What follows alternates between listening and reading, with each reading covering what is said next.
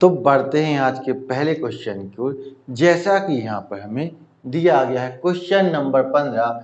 यहाँ पर हमें दिया गया है कि 3x बराबर है 5y के और 5y बराबर है 4z के। तो क्वेश्चन में हमसे बोला जा रहा है कि हमें x Reshu y Reshu z का हमें मान यहाँ पर ज्ञात करना है। अब जब भी आपको इस प्रकार क्वेश्चन को सॉल्व करना हो जहां पर हमें s का इतना गुना y का इतना गुना z के इतने गुने के बराबर है, हमें x Reshu y Reshu z का मान निकालना हो तो आप उसको इस ट्रिक के द्वारा बड़े ही आसानी से सॉल्व कर सकते हैं। जैसे कि आपको यहाँ पर x का मान निकालना है तो x को आप यहाँ पर ढक लीजिएगा और 5 का आप 4 के साथ गुणा करें तो 5 का आप 4 के साथ गुणा करेंगे तो 20 आ जाएगा। तो यहाँ पर 20 आ जाए। इसी प्रकार आपको y का मान निकालना है तो y को आपको यहाँ पर ढक लेना है और 3 का गुणा 4 के साथ करो तो 3 का गुणा 4 के साथ करोगे तो 12 आएगा। 3 का गुणा 4 के साथ करोगे तो 12 आएगा। इसी प्रकार यदि आपको z का मान निकालना है तो z को आपको यहाँ पर ढक लेना है और 3 का गुणा 5 के साथ 3 का गुणा 5 के साथ करोगे तो 15 आएगा।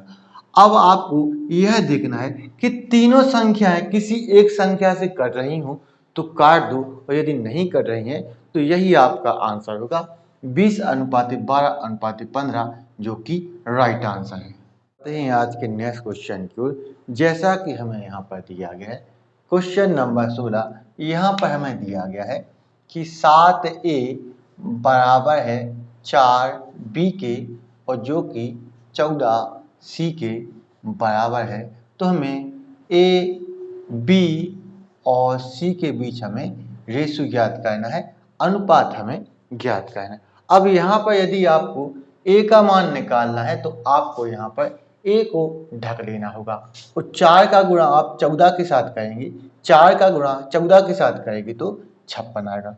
4 का गुणा 14 के साथ करोगे तो 56 आएगा। इसी प्रकार यदि आपको यहाँ पर b का मान निकालना है तो आप यहाँ पर b को ढक लें और 7 का गुणा आप 14 के साथ करें तो 7 का गुणा 14 के साथ करोगे तो 98।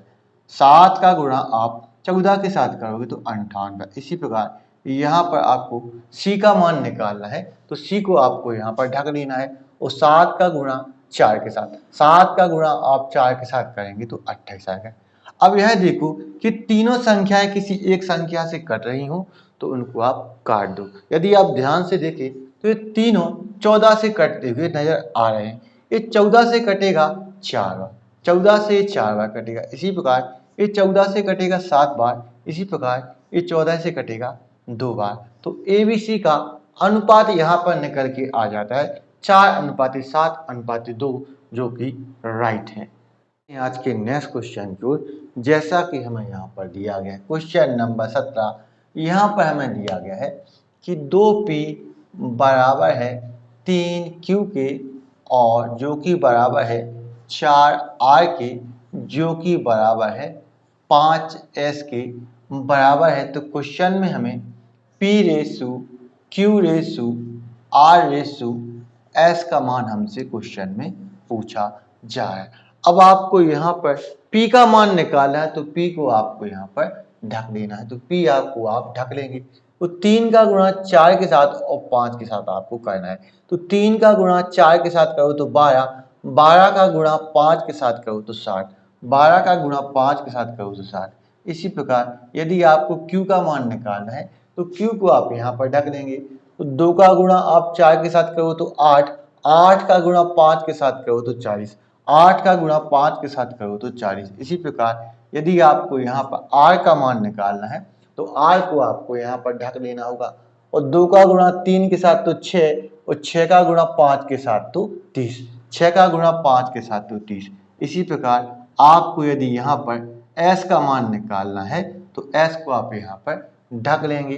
2 का गुणा 3 के साथ तो 6, 6 का गुणा 4 के साथ तो 24। तो आपको यहाँ पर 24 को लिख देना है। अब आपको यह देखना है कि चारों संख्याएं किसी एक संख्या से कट रही हैं तो लगे हाथ तो आप इनको काट दो। तो ध्यान से यदि आप देखेंगे तो ये सभी 2 से कट रहे हैं। ये 2 से कटेगा 30 बार, ये 2 से कटेगा 30 बार, इसी प्रकार ये 2 से कटेगा 20 बार, इसी प्रकार ये 2 से कटेगा 15 बार, इसी प्रकार ये 2 से कटेगा 12 बार। तो PQRS का अनुपात निकल के आ जाता है 30:20:15:12, जो कि राइट आंसर है। करते हैं आज के नेक्स्ट क्वेश्चन को, जैसा कि हमें यहाँ पर दिया गया है।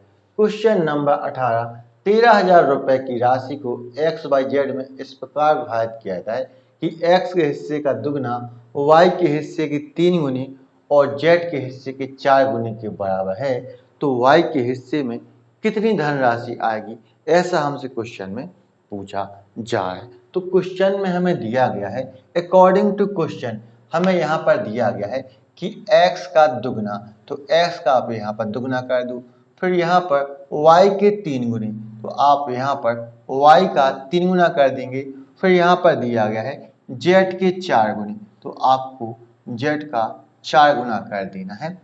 ये सभी हमें क्वेश्चन में बराबर दिए गए हैं। तो इस कंडीशन में यहाँ पर सबसे पहला कार्य हम क्या करते हैं कि हम यहाँ पर x का, y का, z का यहाँ पर हम कंबाइंड रेशियो निकालते हैं। तो यहाँ पर हम x का, y का और z का कंबाइंड रेशियो निकाल लेते हैं। अब यदि आपको x का मान यहाँ पर निकालना है तो x को आप यहाँ पर ढक देंगे और 3 का गुणा 4 के साथ कर दो, तो 3 का गुणा 4 के साथ करोगे तो 12 आएगा। इसी प्रकार यदि आपको यहाँ पर y का मान निकालना है तो y को आप यहाँ पर ढक लेंगे और 2 का गुणा 4 के साथ, तो 2 का गुणा 4 के साथ करोगे तो यहाँ पर 8 आ जाएगा। इसी प्रकार आपको यहाँ पर z का मान निकालना है तो z को आप ढक लेंगे और 2 का गुणा 3 के साथ करेंगे तो 6 आएगा।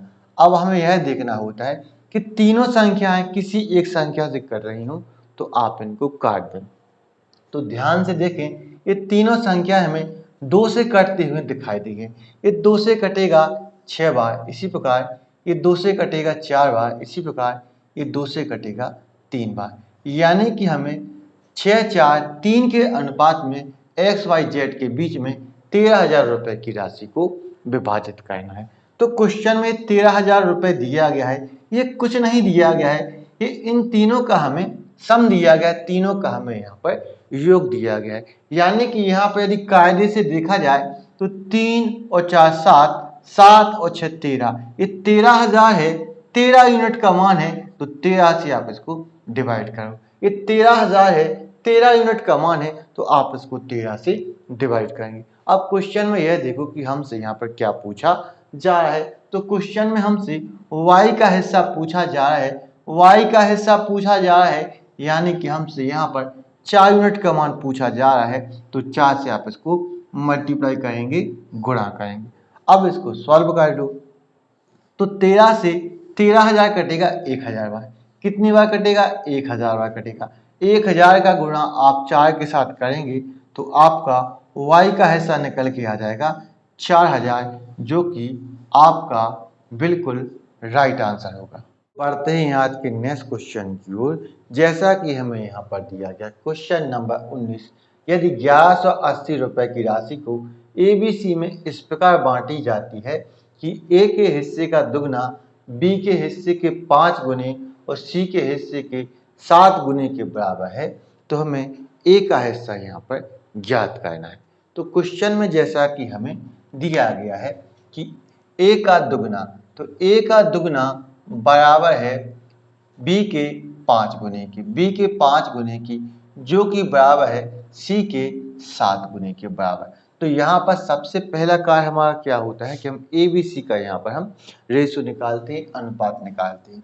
तो यहाँ पर हम A का, B का और C का यहाँ पर हम रेशियो निकाल लेते हैं। तो यदि आपको A का मान यहाँ पर निकालना है तो A को आप ढक लेंगे और 5 का गुणा 7 के साथ करोगे तो 35, 5 का गुणा आप 7 के साथ करोगे तो 35। इसी प्रकार यदि आपको यहाँ पर B का मान निकालना है तो B को आप ढक देंगे और 2 का गुणा आप 7 के साथ करो, तो 2 का गुणा 7 के साथ करोगे तो 14, 2 का गुणा 7 के साथ करोगे तो 14। इसी प्रकार आपको यदि C का मान निकालना है तो C को आप ढक लेंगे और 2 का गुणा 5 के साथ करोगे तो 10, 2 का गुणा 5 के साथ करोगे तो 10।